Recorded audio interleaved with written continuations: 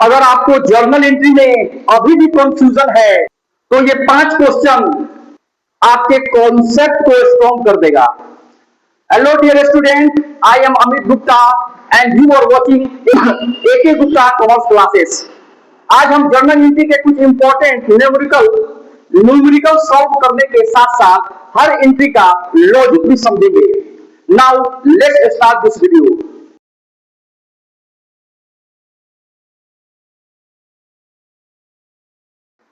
तो चलिए question number 1 solution एक शानदार फॉर्मेट के साथ देखते हैं। Journal entry in the books of mister बादल एंड सन्स, हम अपना हेडिंग देंगे जिसके बुक में हम लोग जर्नलाइज करने वाले हैं, जर्नल एंट्री पास करने वाले हैं फॉर द ईयर एंडिंग 31 दिसंबर 2025।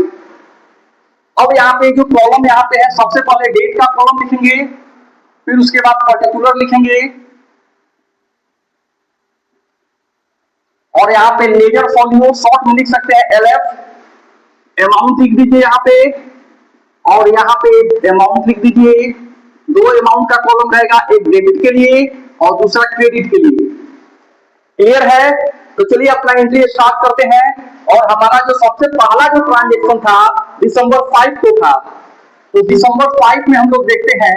दिसंबर 5 लिख देंगे यहाँ पे 2025।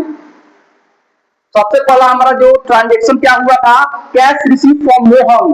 मोहन से कैश रिसीव हुआ 4000 रुपीज। तो आइए देखते हैं कि बिजनेस में क्या आ रहा है, क्या जा रहा है, उसके अकॉर्डिंग हम अपना रिकॉर्डिंग करेंगे। तो जब भी हम लोग किसी से किसी भी पर्सन से कैश रिसीव करते हैं तो बिजनेस में कैश आता है, तो क्या लिखेंगे, cash account debit, cash account debit. और नीचे 2 लिखेंगे 2। अब यहाँ पे गिवर कौन है, तो मोहन से रिसीव हो रहा है कैश, तो यहाँ पे गिवर मोहन है, तो मोहन को क्रेडिट कर देंगे to Mohan account, to Mohan account. Narrate करेंगे बिल लिख के, नरेट करेंगे कैश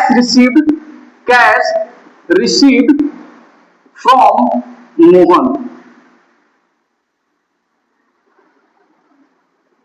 अमाउंट में कैश के सामने 4000, मोहन के सामने भी 4000।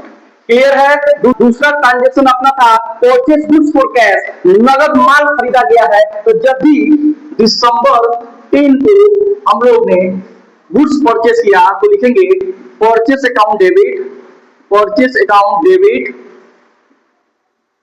2।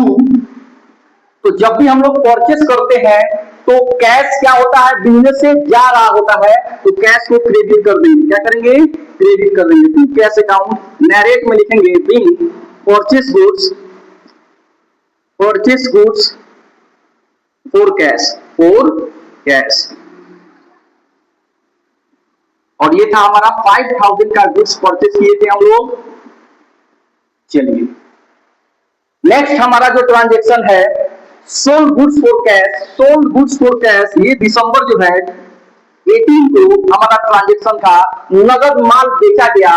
तो माल जब भी बेचा गया तो बिजनेस में कैश इंटर करेगा, ठीक ना, और गुड्स जो है वो गोज आउट होगा।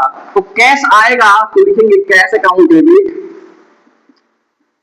To sales account. और जब भी हम लोग गुड्स को सोल्ड करते हैं तो सेल्स अकाउंट को क्रेडिट करते हैं, being goods sold for cash. और ये था हमारा 12,000 रुपीज। कितना, 12,000। नेक्स्ट ट्रांजेक्शन की बात करें तो दिसंबर 24 में हमारा ट्रांजेक्शन क्या हुआ है, तो हमने एक एम्प्लॉय को सैलरी पेड करा है, ठीक है ना, 20,000 के 12,000 का। तो लिखेंगे जब भी हम किसी को पेड करते हैं तो हमारे लिए वो एक्सपेंस होता है और बिजनेस से कैश गोज आउट होता है। तो एक्सपेंस के नाम को हम लोग क्या करेंगे, डेबिट करेंगे, सैलरी अकाउंट डेबिट टू। और कैश क्या हो रहा है, बिजनेस से जा रहा है, तो टू कैश अकाउंट हम यहाँ पे लिख देंगे। नरेट में हम लोग लिख देंगे बिंग और सैलरी पेड टू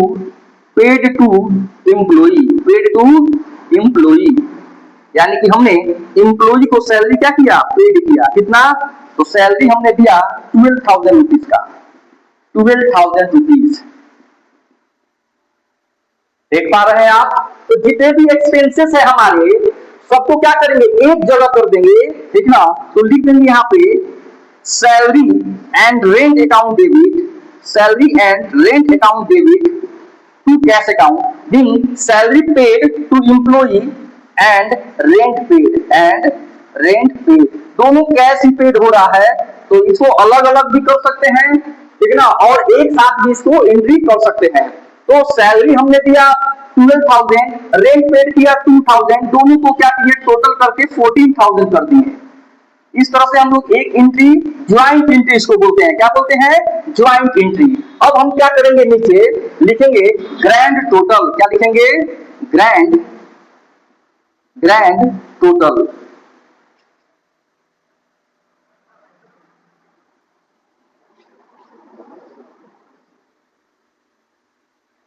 अब हम ये डेबिट वाले को जोड़ें तो 35,000 हमारा आएगा, इसको क्रेडिट वाले को जोड़े हैं तो 35,000 आएगा।